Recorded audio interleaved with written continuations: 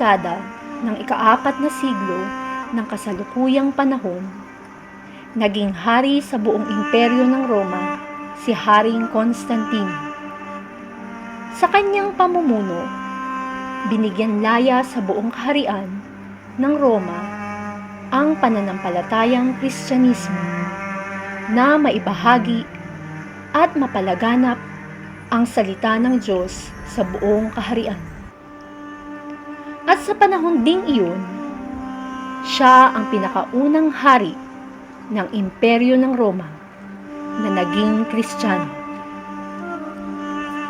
Maliban pa sa kanya, pati ang kanyang mahal na ina na si Reyna Elena ay naging maigting ang pananampalataya at paniniwala kay Kristo. Si Reyna Elena ay naging kasangkapan sa maraming mabubuting gawain para sa lahat ng tao, lalo na para sa mga api at mga kapuspalan. Si Reyna Elena din ay isa sa mga masigasig sa paghahanap sa mga sagradong lugar at bagay na may kaugnayan sa paniniwalang Kristyanismo. At isa nito ay ang banal na krus ni Kristo. Kaya, pinag-utos ni Haring Constantino kay Padre Macarius, ang obispo ng Jerusalem noon, ang puspusang paghahanap sa krus na pinagpakuan ni Hesukristo.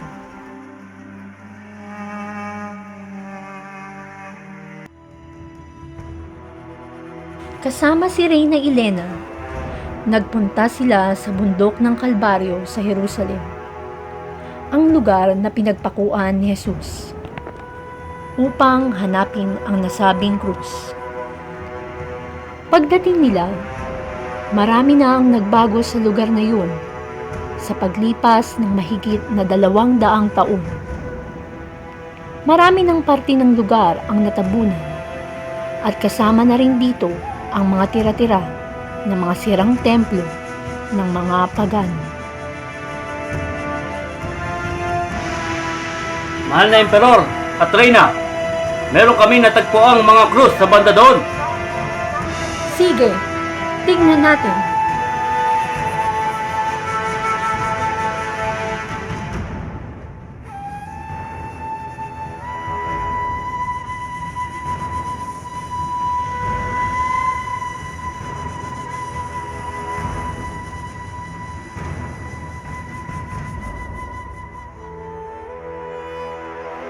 Tatlong krus?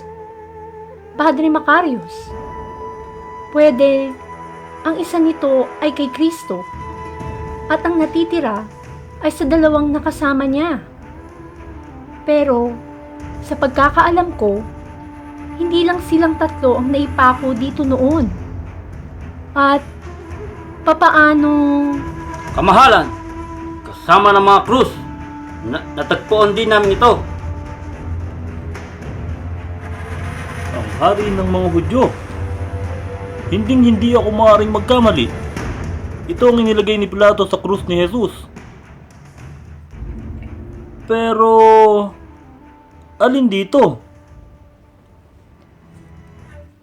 Padre Macarius, malaki ang aking paniniwala ng totoong krus ni Hesukristo ay maaaring magbigay ng milagro o may kakayahang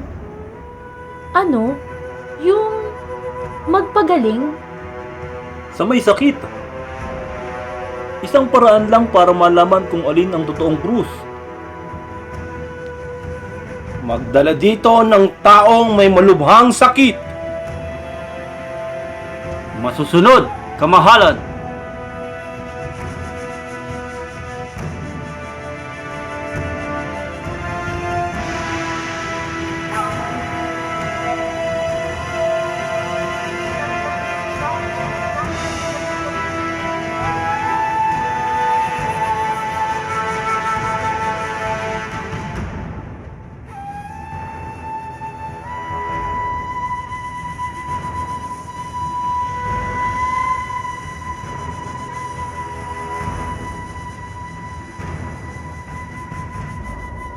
Mahal na hari at Reyna Elena, ang babaeng ito'y may mga lubhang sakit at ayon sa kanyang mga kaanak, wala pang gamot nito dahil sa sakit na ito. Hindi siya makapagsalita at di makatayo man lamang. Siya po'y mahinang mahina.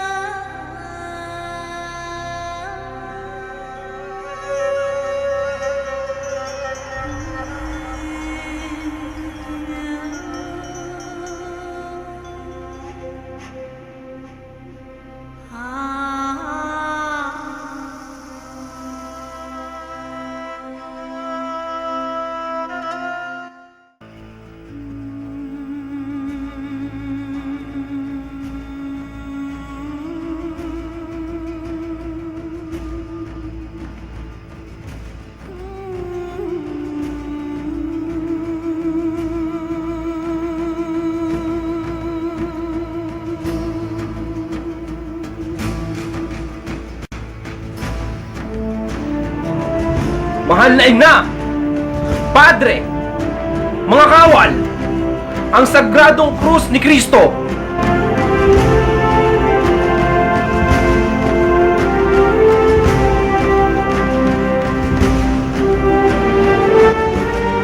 Dalhin ang krus sa kaharian.